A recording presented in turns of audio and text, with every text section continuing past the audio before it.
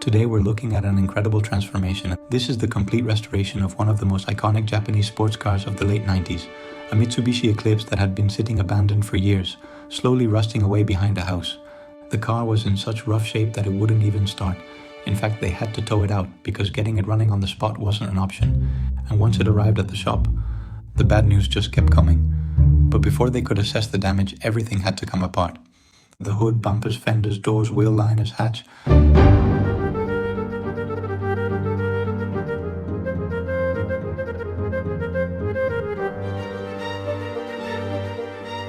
Every single body panel had to be removed, even the windows came out.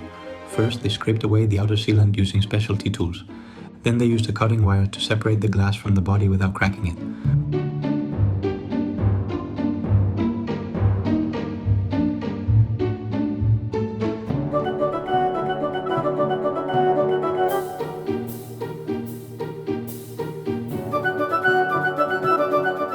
With the car completely stripped down, it was time for the first deep cleaning.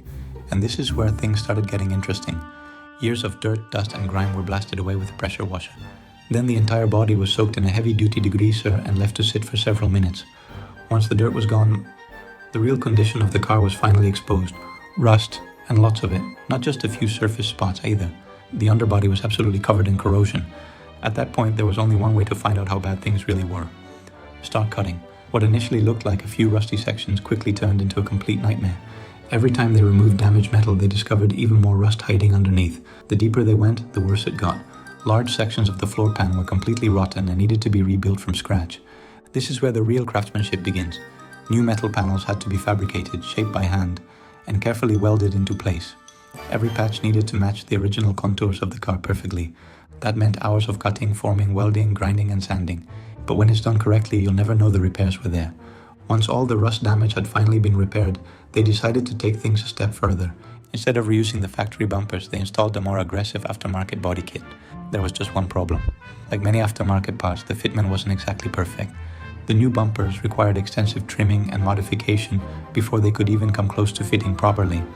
And even after that, gaps still remained. To solve the issue, they carefully heated the plastic and reshaped it by hand until everything lined up perfectly. Sometimes the most effective tools aren't expensive at all. A simple block of wood, patience and experience can make all the difference. After countless adjustments, the body kit finally looked like it belonged on the car. Now it was time to blend everything together. Fiberglass and body filler were used to eliminate visible seams and create the appearance of a single, seamless body panel. Not only does it have to look good, but it also needs enough flexibility to prevent future cracking. With the bodywork complete, the Eclipse finally headed into the paint booth. Several coats of primer were applied both inside and out. A lot of people overlook this stage, but it's one of the most important parts of the entire restoration. Primer doesn't just help the paint stick, it also provides a crucial layer of protection against future corrosion. After multiple coats, it was finally time for color. You probably already know exactly where this is going. That iconic green started covering every inch of the car. Layer after layer, the finish became deeper, smoother and more vibrant. At this point, it's impossible not to think about Brian O'Connor's legendary Eclipse.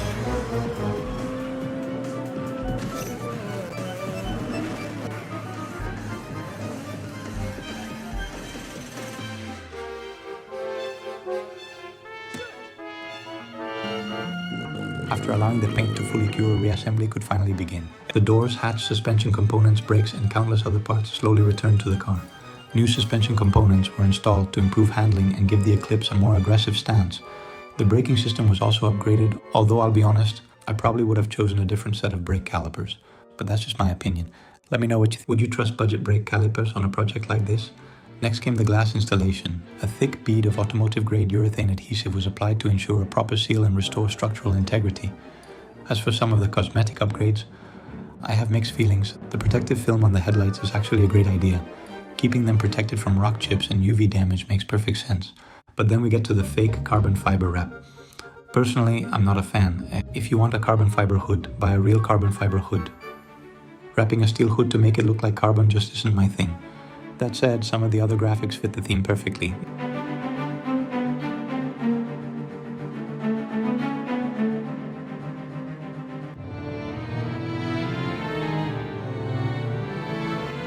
After all, this build is clearly inspired by one of the most recognizable movie cars ever made.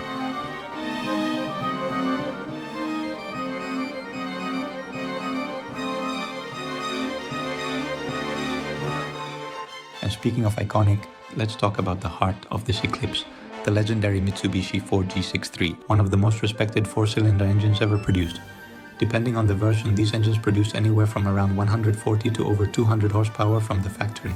But what made the 4G63 famous wasn't its stock power, it was its tuning potential. With the right modifications, 500 horsepower is entirely achievable, and some of the most extreme builds have pushed well beyond 1000 horsepower. An absolutely insane engine. The best part, they decided to keep the original engine. Instead of swapping it out, they completely restored it. Every component was cleaned, refinished, and brought back to life. And honestly, this might be my favorite part of the entire project. Preserving the original soul of the car while upgrading everything around it feels like the perfect balance. The final result is seriously impressive.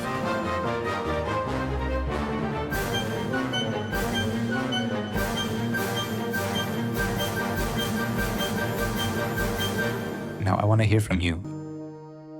Do you like builds that combine original factory components with modern aftermarket parts? Or would you rather keep everything as close to OEM as possible? Let me know down in the comments. And if you enjoyed this restoration, don't forget to leave a like, subscribe to the channel, and I'll see you in the next one.